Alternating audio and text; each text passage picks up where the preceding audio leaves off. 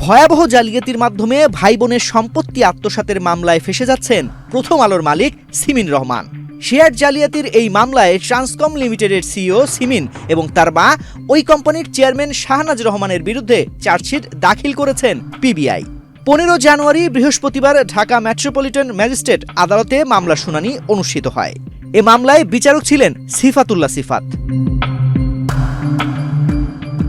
সিমিন রহমান ট্রান্সকম লিমিটেডের প্রতিষ্ঠাতা লতিফুর রহমানের বড় মেয়ে। তার বোনের নাম সাজরে হক ও একমাত্র ভাই আরশাদ ওয়ালিউর রহমান। অভিযোগ আছে লতিফুর রহমান মারা যাওয়ার পর ট্রান্সকমের অধিকাংশ সম্পদ জালিয়াতি করে নিজের নামে লিখে নেন সিমিন রহমান। এ বিষয়ে প্রত্যক্ষভাবে সিমিনকে সহায়তা করেন তার মা শাহনাজ রহমান। ভাই বোনদের সম্পত্তি থেকে বঞ্চিত করার অভিযোগে 2024 সালের 22 ফেব্রুয়ারি লতিফুর রহমানের অন্য মেয়ে সাজরে হক গুলশান থানায় মামলা করেন। মামলায় সিমিন রহমান সহ 6 জনের বিরুদ্ধে জালিয়াতির অভিযোগ করা হয়।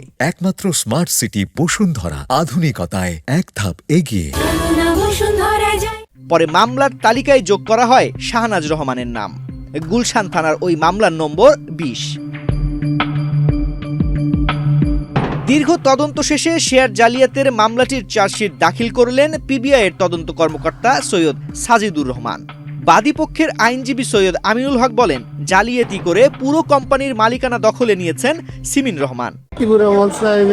যে মালিকানাধীন যে শেয়ার ছিল লিমিটেডে, সেই শেয়ার ফর্ম 117 তো তাকে বলে শেয়ার ট্রান্সফার ইনস্ট্রুমেন্ট জাল করে সিমিন রহমান মেজরিটি অংশ নিজে নিয়ে নিয়েছেন। আর সাথে হক এবং লতিফুর রহমান সাহেবের এক কথা ছিল, যিনি তার সংগঠনের সবচেয়ে বড় দাবিকা, ওনাকে খুব অল্প অংশ দিয়ে কিছু জাল শেয়ার ট্রান্সফার ইনস্ট্রুমেন্ট তৈরি করেছে এবং সেটার বেসিসে উনি কোম্পানি দখলে নিয়ে গেছে।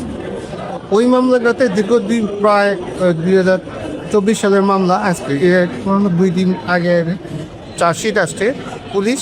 সেই মামলার যে অভিযোগ জালিয়াতি, শেয়ার ট্রান্সফার ফর্ম জালিয়াতি করে শেয়ার ট্রান্সফার করা, এই যে অভিযোগ, সেই অভিযোগের সত্যতা পেয়ে সবার এগেস্টে চার্জশিট দিয়েছে। একজনকে বাদ দিয়েছে, নতুন করে সম্ভবত শাহনাজ রহমান, লতিফুর রহমান সাহেবের ওয়াইফকে ইনক্লুড করেছে, if I am not wrong.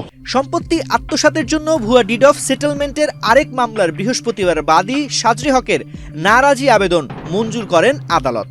একটা সাদা কাগজে একটা ফ্যামিলি ডিড অফ সেটেলমেন্ট নামে একটা জাল দলিল তৈরি করা হয়েছে আসামিরা। ওনার অভিযোগ হচ্ছে আসামিরা জাল দলিল তৈরি করছে। সেখানে আসামিরা দেখাতে চেয়েছেন যে লতিফুর রহমান সাহেবের জীবদ্দশায় ফ্যামিলির মধ্যে একটা সেটেলমেন্ট হয়েছে, ম্যাক্সিমাম প্রপার্টি সিমিন রহমান পাবেন এবং উনি কে আজীবন চেয়ারম্যান থাকবে আজীবন এইসব, এবং কেবলমাত্র শেয়ার লতিফুর রহমান সাহেবের যে ইমুভেবল প্রপার্টি ছিল, জায়গা জমি বিল্ডিং, এগুলি সব ডিস্ট্রিবিউশনের মেজরিটি অংশ সিমিন রহমান পাবে। এই জাল দলিল একটা তৈরি করে এটার বেসিসে ওনাদেরকে বঞ্চিত করার একটা চেষ্টা করা হচ্ছিল। তো সাজরে হক ওই জাল দলিলে সাজরে হককে দেখা হয়েছে উনি সাইন করেছে, বাদীর 2 ছেলেকে দেখানো হয়েছে যে ওনারাও সাক্ষী, যাতে ওনাদেরকে এটার মধ্যে বাইন্ডিং করা যায় এই দলিল দিয়ে, জাল দলিল উনি মামলা করেছে। সেই ডিসপিউটেড স্বাক্ষর, জাল স্বাক্ষরকে ওনার এডমিটেড স্বাক্ষর হিসেবে ধরে উনি একটা ফরেন্সিকে পাঠিয়েছেন। ফরেন্সিক থেকে এটা ভুল রিপোর্ট আসছে এবং ফরেন্সিক কর্মকর্তা জড়িত থাকলেও এটা রাষ্ট্রদ্রোহী বেশি নয়। তো এই জন্য উনি আজকে ওটাতে এই জাল স্বাক্ষর 2টা কম্পেয়ার করে ওনার আসল স্বাক্ষরকে বাদ দিয়ে যে ভুল মিথ্যা রিপোর্ট দিয়েছেন, ওটাই দেখতে উনি আজকে নারাজি ফাইন করেছেন। সে নারাজির উপরে আমরা শুনানি করেছি। আসামি পক্ষ থেকে চেষ্টা করা হয়েছে আমাদেরকে অপোজ করার। তো হিয়ারিং শেষে সাহেব পরবর্তীতে আদেশ হবে বলে র্যালি। বাদীপক্ষের আরেক আইনজীবী মনির হোসেন বলেন, 2020 সালে পারিবারিক ডিড সেটেলমেন্টের জায়গা ঢাকায় দেখানো হলেও সে সময় সবাই ছিলেন কুমিল্লায়। বাদী এবং তার 2 ছেলে আসামিরা সহ সবাই ওই টাইমটাতে আপনার কুমিল্লাতে ছিল এবং ওনাদের গুগল ম্যাপের যদি লোকেশন আমরা গুগলতে জমা দিয়েছি, যেখানে স্পষ্ট দেখা যাচ্ছে যেদিন ডিড অফ সেটেলমেন্টটা সই করা হয়েছে বলে দাবি করা হচ্ছে 12/6/2020 তারিখে, ওনারা সবাই ওই দিনই কুমিল্লায় ছিল। যদি ওরা কুমিল্লায় থাকে তাহলে ঢাকায় এটা কীভাবে সম্পর্কিত হয়? 1 2 নম্বর হচ্ছে ওই ডিডটা এটা একেবারে একটা সাদা কাগজে এবং এটা কাগজ ছেঁড়া আছে, তাই নিজেই বলতেছে।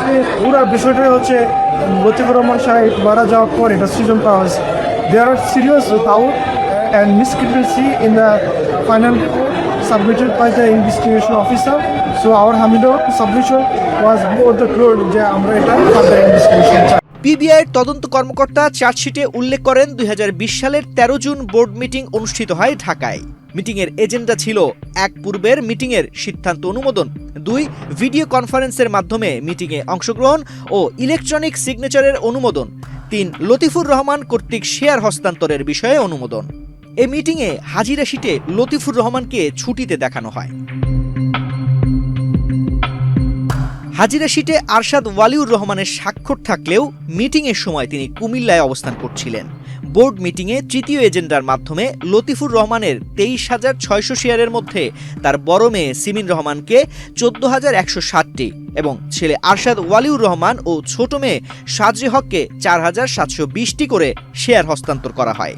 এই মিটিংয়ের বিষয়ে বাদী দাবি করেন, এ ধরনের বোর্ড মিটিং 2020 সালের 13 জুন অনুষ্ঠিত হয়নি।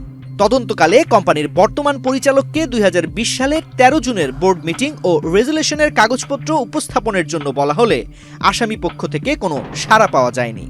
এছাড়া তদন্তে বোর্ড মিটিংয়ের আগে কোনো ইমেইল বা ডাকযোগে কোনো নোটিশ বা চিঠির কপি পাওয়া যায়নি। এছাড়া আরজেএসসিতে জমাকৃত শেয়ার হস্তান্তরে জালিয়াতির আশ্রয় নিয়েছেন সিমিন রহমান। চার্জশিটে বলা হয়েছে 2020 সালের 13 জুন ট্রান্সকম লিমিটেডের শেয়ার হস্তান্তরের কাগজপত্র আরজেএসসিতে জমা দেওয়া হয়। 2020 সালের 17 আগস্ট শেয়ার হস্তান্তর হলেও আরজেএসসি এর নিয়ম অনুযায়ী শেয়ার হস্তান্তরের ফি পরিশোধ না করে বিলম্বে 2020 সালের 2রা সেপ্টেম্বর পরিশোধ করা হয়েছে। শেয়ার হস্তান্তর জমা প্রক্রিয়ায় অনিয়ম করা হয়েছে। শেয়ার হস্তান্তরের সময় দাতা ও গ্রহীতা কোনো পক্ষই আরজেএসসিতে উপস্থিত ছিলেন না। শেয়ার হস্তান্তর প্রক্রিয়া চলাকালে শেয়ার গ্রহীতা অর্থাৎ আসামিদের পক্ষে শুধু অ্যাডভোকেট নজরুল ইসলাম উপস্থিত ছিলেন, কিন্তু নিয়ম হচ্ছে শেয়ার হস্তান্তরের সময় দাতা ও গ্রহীতা উভয় পক্ষকে সশরীরে উপস্থিত থেকে আরজেএসসি এর প্রতিনিধির সামনে উভয় পক্ষকে স্বাক্ষর করা বাধ্যতামূলক। কিন্তু শেয়ার হস্তান্তর প্রক্রিয়ায় উক্ত নিয়ম অনুসরণ করা হয়নি, যা 1994 সালের কোম্পানি আইনের 38 ধারার লঙ্ঘন। এছাড়া 2020 সালে ভাই বোনের ভুয়া স্বাক্ষর ব্যবহার করে বেশিরভাগ শেয়ার নিজের নামে নেওয়ার জন্য সিমিন গ্রুপ অফ কোম্পানির নথিপত্র ও পারিবারিক ডিড অফ সেটেলমেন্ট তৈরি করেন।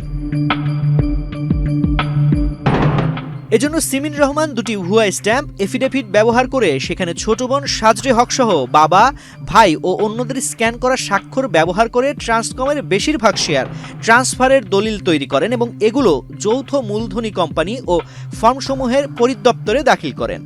সাজরে হকের নামে আরজেএসসিতে সিমিনের দায়ের করা এফিডেভিটের নন জুডিশিয়াল স্ট্যাম্প 2023 সালে সৃজনকৃত বলে সম্প্রতি ঢাকা মহানগর হাকিম আদালতে দেওয়া ডাক বিভাগ ও ঢাকা জেলা প্রশাসকের অফিসের প্রতিবেদনে উল্লেখ করা হয়। চার্জশিটে আরও বলা হয়, জাল সন্দেহ হওয়ায় দুটি স্ট্যাম্পের সত্যতা নিয়ে ঢাকার জেলা প্রশাসকের কাছে একটি প্রতিবেদন চান আদালত।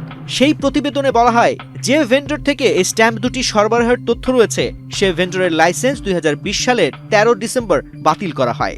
তিনি 2023 সালের স্ট্যাম্পকে অসৎ উপায়ে সংগ্রহ করে আসামি পক্ষকে 2020 সালের 3রা মার্চ নিজ স্বাক্ষরে সরবরাহ করেন।